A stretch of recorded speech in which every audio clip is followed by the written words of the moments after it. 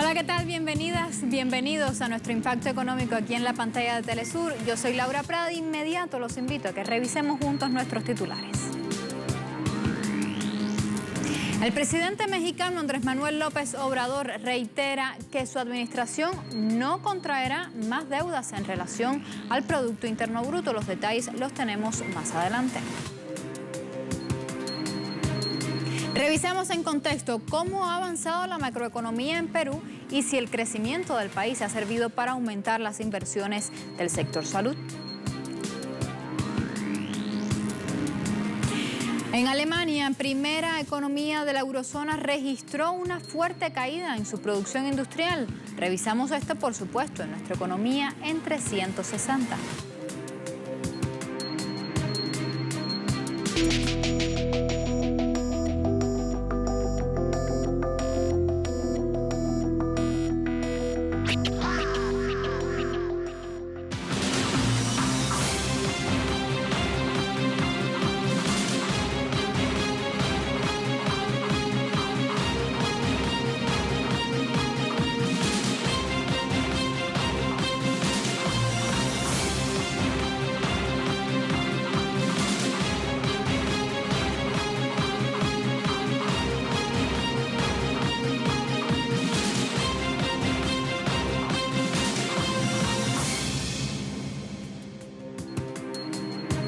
Iniciamos. En México, el presidente Andrés Manuel López Obrador aseguró que su administración no contraerá deudas en términos reales con el Producto Interno Bruto. AMLO aclaró que el préstamo del Banco Mundial de más de 1.000 millones corresponde a una solicitud del año pasado como manejo de las finanzas, pero no implica endeudamiento. El mandatario explicó que se está ahorrando cerca de 50.000 millones de pesos para destinar el presupuesto a lo fundamental. En tanto, detalló que 70.000 millones de pesos estarán destinados a los créditos en atención a la salud, compra de equipos y rehabilitación de hospitales, además del contrato de unos 50.000 trabajadores de la salud y de otros servicios. El mandatario recalcó la importancia de otorgar un total de 30.000 becas a los médicos que quieren especializarse en el extranjero. Asimismo, pidió autorización para extinguir los fideicomisos que se manejaban a discreción para reajustar el presupuesto sin aumentar la deuda. En ese contexto, habló de la necesidad de implementar medidas para mitigar la caída de la economía por los efectos de la COVID-19.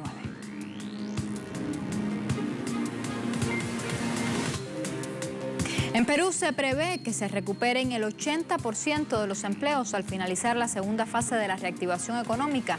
La ministra de Trabajo y Promoción del Empleo, Silvia Cáceres, indicó que en la parte final de la fase 2 se estaría recuperando el 80% de los empleos que se perdieron o fueron suspendidos por la crisis sanitaria provocada por la COVID-19. Además, esto dependerá de los protocolos sanitarios que deben aplicar las empresas. Cáceres expresó que al cierre del mes de mayo ya el 50% de las actividades económicas se habían reactivado. En cuanto al 8% de las empresas que desean aplicar la suspensión perfecta, la ministra recalcó que esta suspensión es una medida excepcional.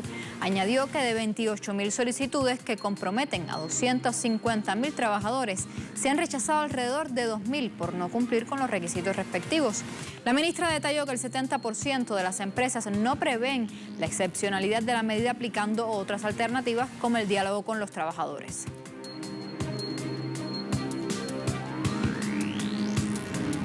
La economía en el Caribe, específicamente en República Dominicana, se contrajo un 7,5% en los primeros 4 meses del año, por supuesto, debido a la crisis sanitaria por la COVID-19. La economía local había crecido en 2009 un 5,1% y en enero de 2020 siguió la cifra positiva con un 4,7% y un 5,3% en febrero. Sin embargo, se contrajo 9,4% en marzo y un 29,8% en abril por las medidas de confinamiento y paralización de las actividades para mitigar el coronavirus.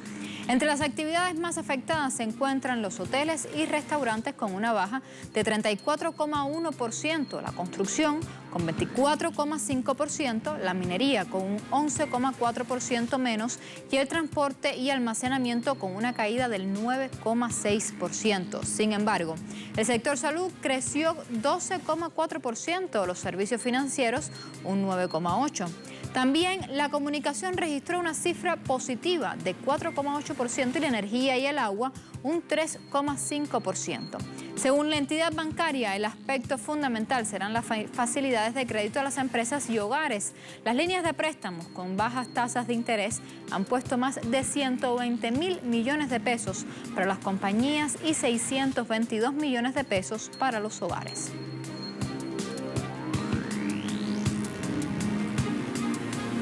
En Ecuador, la Cámara de Comercio de Quito estima que la actual crisis sanitaria ocasionada por el coronavirus puede provocar la pérdida de hasta 600.000 puestos de trabajo.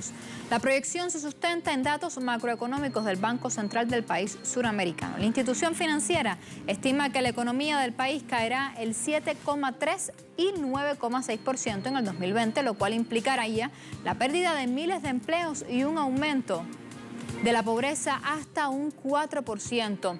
Desde que comenzó el confinamiento, el Instituto Ecuatoriano de la Seguridad Social del país ha perdido 195.000 afiliados. Se trata de personas que estaban en condiciones de dependencia laboral y no incluye el trabajo formal. El 45% de esa caída corresponde a la provincia de Pichincha y otro 25% a la de Guayas. El gobierno también prevé pérdidas por un valor de 14.000 millones de dólares para la economía.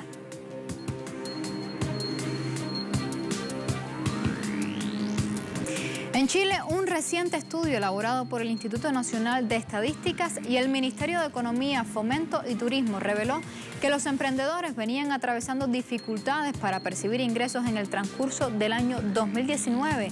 Un 48,5% de los microemprendedores chilenos llegó a percibir ganancias por 288.000 pesos mensuales, equivalente a un sueldo mínimo al momento de levantarse la encuesta económica. Asimismo, un 24,6% ganó entre más de 288.000 y 576.000 pesos y solo el 4,2% superó los 2,3 millones de pesos. Del 48,5% se encuentran principalmente mujeres microemprendedoras, ya que el 65% de ellas obtuvo un máximo mensual de 288.000 pesos. Las personas microemprendedoras en Chile se desempeñan principalmente en el comercio, el 28,4%, y servicios en 28%. Sobre el nivel de educación de este sector laboral específicamente, solo el 16,7% posee formación universitaria completa. Continuamos hablando sobre Chile, porque allí se registraron protestas este lunes por falta de alimentos. Revisamos la información que publica nuestra casa informativa, telesurtv.net. Residentes de la comuna Puente Alto, en Santiago de Chile, la capital, protestaron en las calles para reclamar nuevamente la ayuda gubernamental y poder enfrentar las medidas de aislamiento ante la pandemia de la COVID-19. La manifestación se suma a otras similares realizadas en las últimas semanas en varias comunas de la capital chilena, donde los habitantes exigen ayuda alimentaria prometida por el gobierno. De acuerdo con declaraciones del jefe de Estado Sebastián Piñera, en el marco del lanzamiento de la campaña Alimentos para Chile, se entregarían unos 2,5 millones de cajas de comida para las familias más necesitadas, pero la distribución ha sido lenta y solo ha llegado a 600.000 familias. Primera pausa. A la vuelta hablamos sobre la economía y la salud en Perú. Lo ponemos todo esto en contexto, así que usted quédese con nosotros, ya regresamos.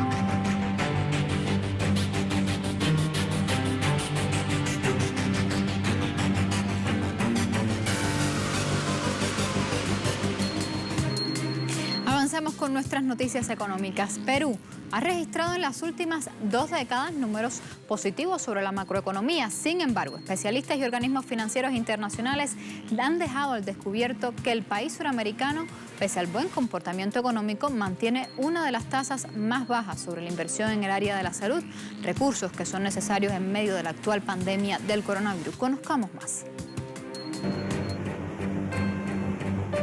Según el Banco Central de Reservas de Perú, el Producto Interno Bruto del país promedió entre los años 2000 y 2018 un crecimiento de 4,9%, teniendo un pico superior al 9% en el año 2008. Dicho crecimiento, en casi 2 décadas, fue superior al de la gran mayoría de los países de la región, soportado en buena medida sobre el aumento de las materias primas y las exportaciones de la industria minera del país. Aún en los últimos 5 años, cuando tuvo una caída del impulso minero y el precio de las materias primas, Perú mantuvo una tasa de crecimiento positiva. Sin embargo, dicho crecimiento económico no se ha visto reflejado sobre indicadores sociales. En ese sentido, el país latinoamericano mantiene un bajo porcentaje sobre la inversión en salud con relación al Producto Interno Bruto, llegando a un 3,2% en 2017, según estimaciones de la Organización Mundial de la Salud y el Banco Mundial. El dato contrasta con el 10,6% de la inversión en salud que destina Cuba, el 6,4% de Uruguay y el 6,2% de Costa Rica, grupo de 3 países que lideran la región latinoamericana en este aspecto. Según el investigador de la consultora económica Vidensa, Joaquín Rey, Perú es un país confiable que ha demostrado prudencia en lo económico, pero el problema es que ha descuidado aspectos sociales. Expertos señalan que Perú tiene la capacidad de endeudamiento para enfrentar la pandemia de la COVID-19, pero que no puede solucionar el descuido que tiene al sector de la salud del país. Asimismo, economistas precisan que el descuido del sistema sanitario no es un problema de recursos financieros, sino de gestión. Se lo contamos en la siguiente historia.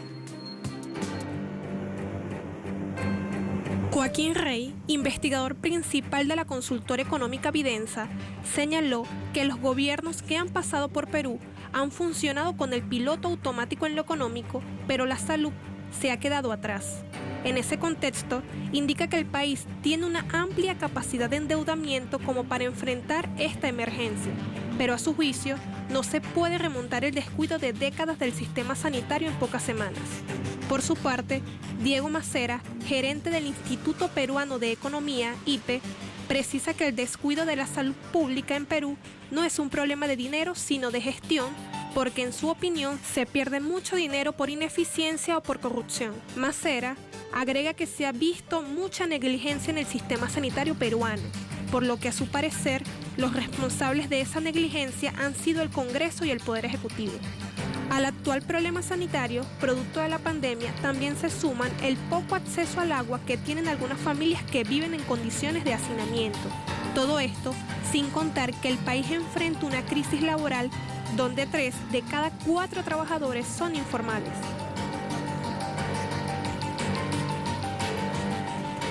Asimismo, especialistas en materia económica destacan otras problemáticas del sistema sanitario peruano. Veamos, según el exsecretario general de la Presidencia del Consejo de Ministros, Manuel Mesones, uno de los desafíos que enfrenta la salud de Perú es la alta centralización. Señala que una parte importante de los recursos públicos asignados a la salud son manejados por gobiernos regionales y locales, que en su opinión no están preparados para implementar los cambios que se requieren. Explican que a los gobiernos locales se les asignan recursos de los cuales apenas ejecutan un 60%, mientras el resto es desviado. Por su parte, el médico Ernesto Gosser afirma que el país se dejó de llevar a la ilusión de los muchos problemas que serían resueltos por el crecimiento económico gracias al efecto del chorreo. Pero finalmente no se dio y aún persiste la desigualdad en el sistema de salud.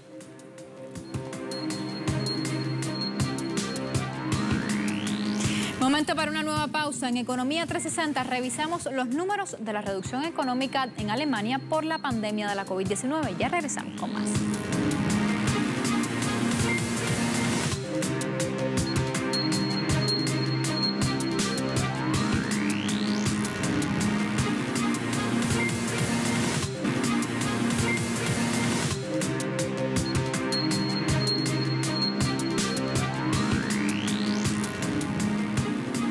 Estamos de vuelta. La producción industrial de Alemania registró una caída en el cuarto mes del año debido a la pandemia de la COVID-19. La contracción fue de 17,95% en abril pasado con respecto al mes anterior y la mayor baja desde 1991, lo que representa el segundo mes consecutivo de caída. Y en marzo de este año, la producción de la industria alemana se redujo casi un 9%, según la Oficina Federal de Estadística de Statis, siendo el automotriz el sector más afectado, que disminuyó un 74,6% en el cuarto mes del año. Le siguen la producción de bienes intermedios y la de bienes de consumo, que disminuyeron un 13,8% y un 8,7% respectivamente. El confinamiento decretado en Alemania para detener la propagación del coronavirus también provocó que el país entrara en números rojos cuando el Producto Interno Bruto del país retrocedió un 2,2% en el primer trimestre del año.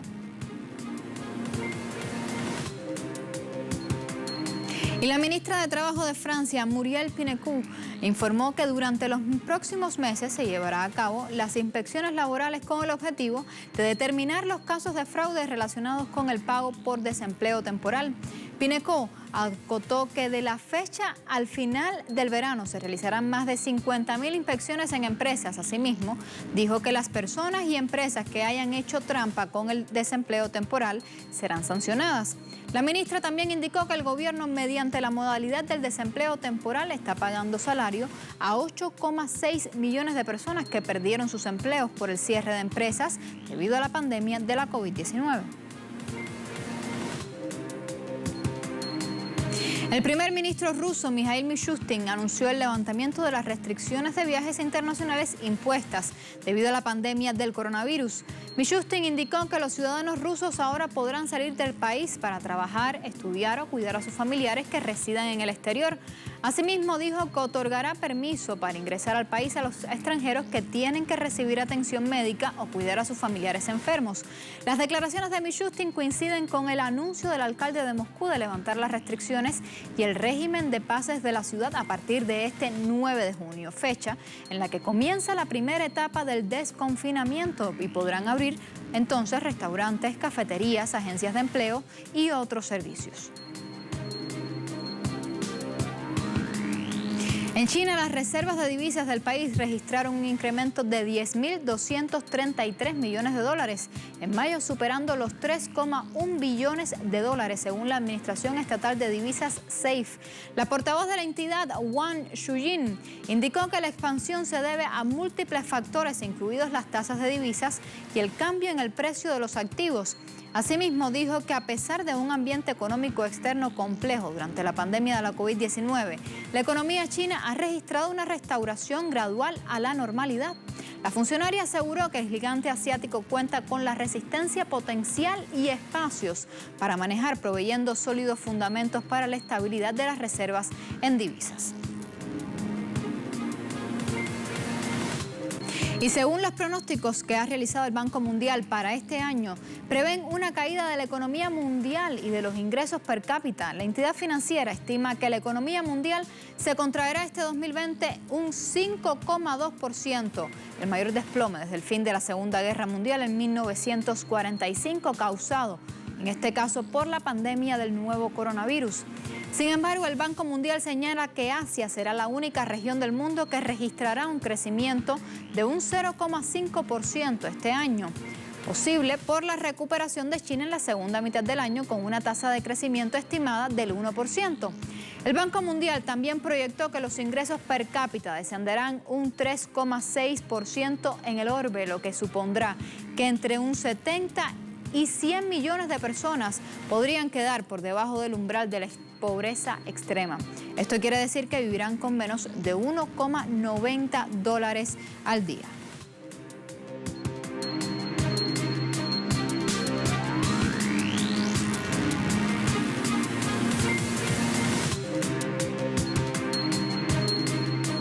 La petrolera británica BP anunció la suspensión de 10.000 empleos en el mundo como medida para enfrentar los efectos de la COVID-19. El director general de la compañía, Bernard Looney, anunció la eliminación del 15% de su plantilla laboral para adaptarse a un mercado impactado por la crisis sanitaria. El grupo detalló en un comunicado que los empleados afectados serán los trabajadores en funciones administrativas y cerca de un tercio de los puestos de responsabilidad de la directiva, que son unos 400. La petrolera indicó que el fuerte impacto en la economía mundial de la COVID-19 llevó a tomar medidas radicales para garantizar la eficacia de la compañía. BP ya había anunciado la disminución en abril del 25% de sus gastos de inversión y un programa de ahorro por 2.500 millones de dólares hasta 2021.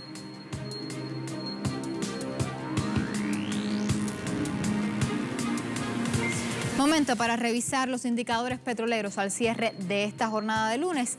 Comenzamos revisando el barril de petróleo intermedio de Texas, el WTI, que marcó $38,06 dólares el barril, perdiendo un 3,77%. El barril de Brent de referencia en Europa se ubicó en $40,76 dólares el barril, perdiendo un 3,71%. Culminamos revisando el crudo venezolano, que se ubica en 104,75 yuanes, con un alza de 9,61 yuanes.